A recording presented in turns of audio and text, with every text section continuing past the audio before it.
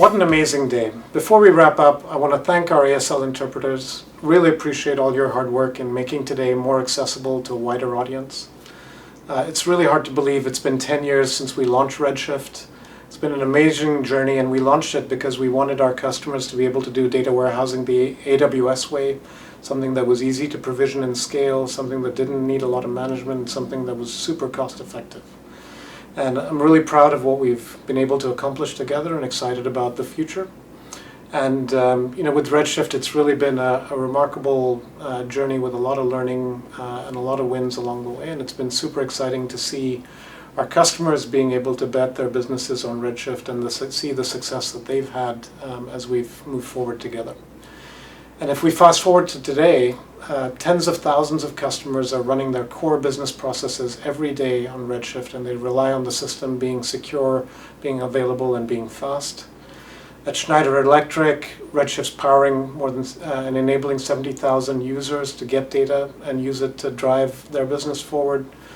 At Flutter, they're handling over 100,000 queries a day that are critical to their business, and Peloton is using Redshift to drive decision-making across their entire business, whether that's finance or supply chain or content or subscriptions for their millions of members. A big thank you to Una and Oana and Jerry, May, Matt, and Rajiv for sharing your stories with us. It's always inspiring to hear how our customers are using Redshift to move their businesses forward. And we've talked about innovation. In the first half of the year alone, we've launched a number of major steps forward for Redshift.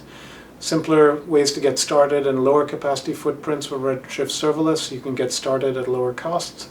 New SQL functionality, so you can do more with Redshift queries. It also makes it easier to migrate to Redshift. And then with lake formation integration, we've made it simpler to manage Redshift data sharing, so you can govern all your data from one place. And that makes it easy for you to share data with more folks, knowing that it's secure.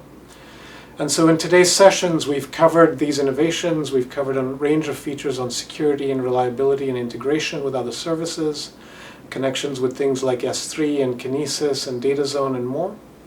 We've also shared resources about how to migrate to Redshift and best practices on how to analyze data, get the most out of the system when it comes to performance, and how to optimize your costs. And when it comes to optimizing costs, I really like the way Oana from Flutter put it. There are many things you can do when it comes to cost management. You can better configure your clusters, you can design your architecture based on your business needs, you can decide when to scale up or when to scale down. And it's really about being dynamic and agile and flexible to achieve the right trade-off and balance between performance and cost that makes sense for your business at a particular point in time. So it's been a full day packed with innovation. I really encourage you to think about the challenges in your use cases and to get started in building with Redshift. We'll make these recordings available. Please watch them, please share them, and I hope you have a great AWS Data Insights Day.